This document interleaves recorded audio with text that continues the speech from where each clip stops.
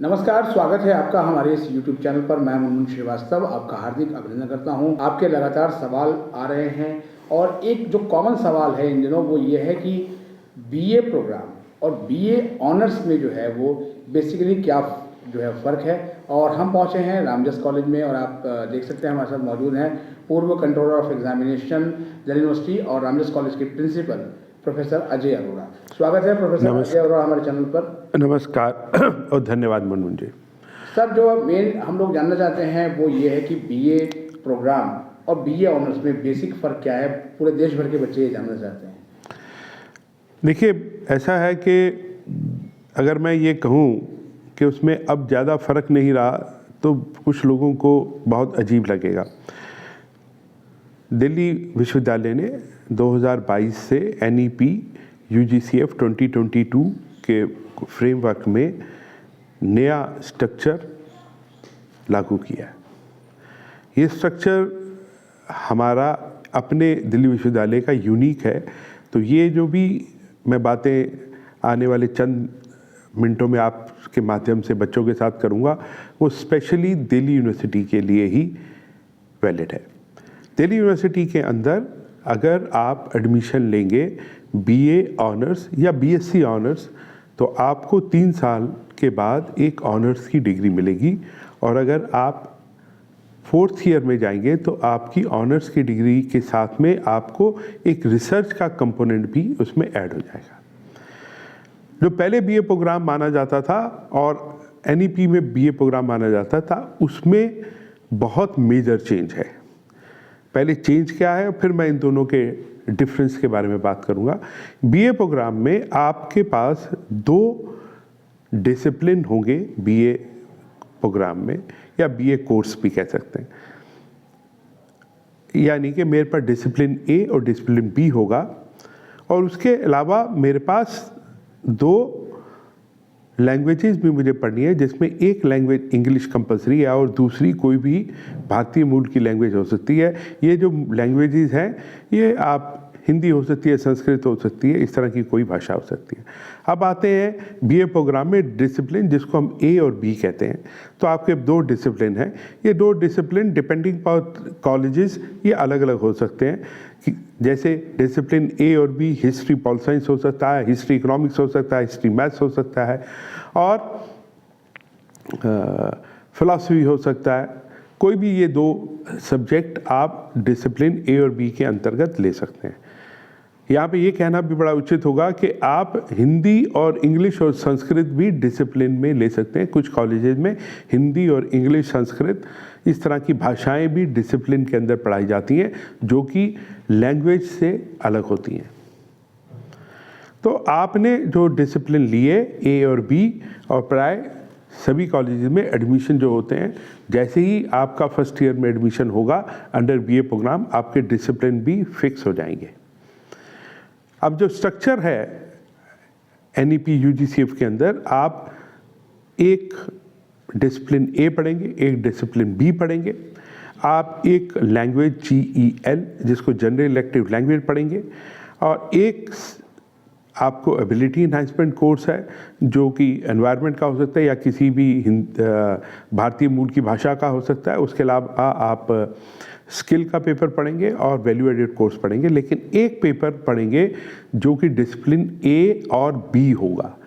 A और B का मतलब ये है कि अगर मेरे पास डिसिप्लिन हिस्ट्री और पॉल साइंस है और मैं प्राय दिल्ली विश्वविद्यालय में एग्जामिनेशन में रहा, तो इसलिए हम जो डिसिप्लिन नॉर्मली बोलते हैं उनको अल्फ़ाबेटिकली बोलते हैं। अगर आपके पास डिसिप्लिन हिस्ट्री और पॉल साइंस है तो A आपका हिस्ट्री हो गया, B आपका पॉलिटिकल साइंस हो गया।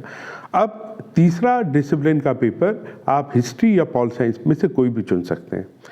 और अगर आप ये 3 साल की डिग्री लेते हैं और या आप 4 साल की डिग्री लेते हैं तो डिपेंडिंग अपॉन दैट आपको मेजर या माइनर डिसिप्लिन A या डिसिप्लिन B में मिल जाता है। तो अगर मैंने मेजर डिसिप्लिन A में ले लिया तो वो प्राय मेरे ऑनर्स के बराबर हो जाता है। लेकिन BA प्रोग्राम में अगर मुझे किसी डिसिप्लिन A या B में से मेजर करना है तो मुझे 4 साल तक जाना पड़ेगा, जबकि आपको BA प्रोग्राम में 3 साल की ऑनर्स मिल जाएगी। अब मैंने कहा कि प्राय जो डिफरेंस हम सोचते थे वो कम हो गया, खाई ऑनर्स की और प्रोग्राम की अब थोड़ी सी कम हो गई है। लेकिन होता क्या है कि जो एडमिशन होते हैं वो आपकी मेरिट पे होते हैं, और अगर आपको बीए ऑनर्स मिलता है और बीए प्रोग्राम मिलता है, वो आपकी मर्जी है कि आप किस कोर्स में लेना चाहते हैं। लेकिन ये एनईपी में आप कोई भी डिग्री अपने हिसाब से ले सकते हैं, यानी कि मैं हिस्ट्री ऑनर्स भी कर सकता हूं और मैं बीए प्रोग्राम में हिस्ट्री के साथ में मेजर भी कर सकता हूं, जो प्राय एक दूसरे के बराबर हो जाते हैं। हिस्ट्री ऑनर्स करते हुए मैं बीए ऑनर्स हिस्ट्री करते हुए और थ्रू जनरल इलेक्टिव 4 साल में पॉलिटिकल साइंस में माइनर भी कर सकता हूं, और वही काम मैं बीए प्रोग्राम में 3 साल में हिस्ट्री मेजर के साथ में पॉलिटिकल साइंस में माइनर कर सकता हूं। लेकिन ये है कि वो 3 साल में मिलेगा और वो 4 साल में मिलेगा, और दोनों में बहुत ज़्यादा डिफरेंस नहीं रह जाता। जो डिफरेंस रहता है वो आपका 4th ईयर में जाके ज़्यादा मेजर डिफरेंस आता है कि आप रिसर्च में जाना चाहते हैं या आप अपने किसी डिसिप्लिन में मेजर करना चाहते हैं। तो वो आपकी चॉइस है, जो आपको बीए प्रोग्राम में और बीए ऑनर्स में ये बेसिक डिफरेंस आप पाएंगे। सर, जो बीए प्रोग्राम ही करना चाहते हैं, जिन्होंने मन बना लिया और इन दोनों बोर्ड के एग्जाम दे रहे हैं, तो कौन कौन से स्टूडेंट सर एलिजिबल हो जाते हैं बीए प्रोग्राम के लिए? देखिए, ये आपने बहुत अच्छा क्वेश्चन पूछा, बड़ा सिंपल सा क्वेश्चन है, लेकिन इसकी बहुत ज़्यादा डिफरेंस मायने रखते हैं। दिल्ली के अंदर दिल्ली विश्वविद्यालय में बहुत सारे सब्जेक्ट ऐसे पढ़ाए जाते हैं जो कि आप नॉर्मली स्कूल में नहीं पढ़ते। अगर आप चाहें तो बीए प्रोग्राम में सोशल वर्क कर सकते हैं, बीए प्रोग्राम में आप साइकोलॉजी पढ़ सकते हैं, बीए प्रोग्राम में आप मैथ्स पढ़ सकते हैं, और बीए प्रोग्राम में आप इकोनॉमिक्स भी पढ़ सकते हैं। लेकिन अगर आप ये देखेंगे तो मैं बीए प्रोग्राम में social work as one discipline ले सकता हूँ, लेकिन अगर मुझे बीए प्रोग्राम में mathematics as a one discipline लेना है तो मैंने 12th तक मैथमेटिक्स पढ़ा होना चाहिए। तो कुछ डिसिप्लिन में या कुछ सब्जेक्ट जिसे हम आम भाषा में कहते हैं, कुछ एसेंशियल रिक्वायरमेंट होती है जो कि प्री रिक्वेस्ट के नाम से कहलाती है और कुछ में नहीं होती। तो ये ध्यान रखिए कि आप जिस कॉम्बिनेशन के लिए अप्लाई कर रहे हैं, क्या वो उस कैटेगरी में तो नहीं आता कि आपने वो सब्जेक्ट आपने स्कूल लेवल पे पढ़ा होना चाहिए।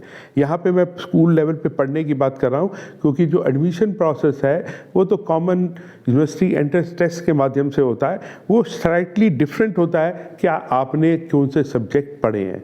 तो इसीलिए जिस बीए प्रोग्राम के कॉम्बिनेशन के लिए आप अपना दिल्ली यूनिवर्सिटी के किसी महाविद्यालय में एडमिशन ले रहे हैं तो इसको आप पता कर लीजिए कि वो मेरी प्री रिक्वेस्ट का पार्ट तो नहीं है। जैसे मैंने एग्जांपल दिया, आपने अगर बीए प्रोग्राम में एक डिसिप्लिन मैथमेटिक्स लेना चाहते हैं तो आपने 12th में मैथमेटिक्स किया होना चाहिए। अगर वही आप सोशल वर्क लेना चाहते हैं या आप सोशलॉजी लेना चाहते हैं तो ये आवश्यक नहीं है कि आपने वो पढ़ा हुआ होना चाहिए। तो इसलिए ये एक छोटा सा प्रिकॉशंस आपको ज़रूर लेनी चाहिए। ये देख के कई बार ये हमारे से इस तरह की गलतियां हो जाती है और हम उस तरह के पेपर ले लेते हैं जो कि आपको थोड़ा सा अनकम्फर्टेबल दे। एक एग्जांपल इकोनॉमिक्स का भी है।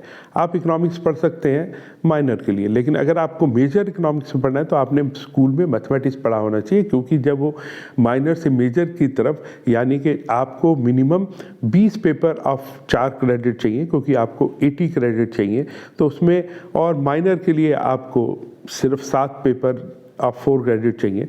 तो उसमें ये हो सकता है कि आपने 7 पेपर ऐसे मिल जाएं जिसमें मैथमेटिक्स रिक्वायर्ड ना हो, लेकिन इकोनॉमिक्स में मेजर करने के लिए आपके पास 20 में बहुत सारे पेपर ऐसे होंगे जहाँ पे मैथमेटिक्स पढ़ा हुआ होना स्कूल में कंपलसरी होगा और उस सब्जेक्ट तभी आप कर पाएंगे।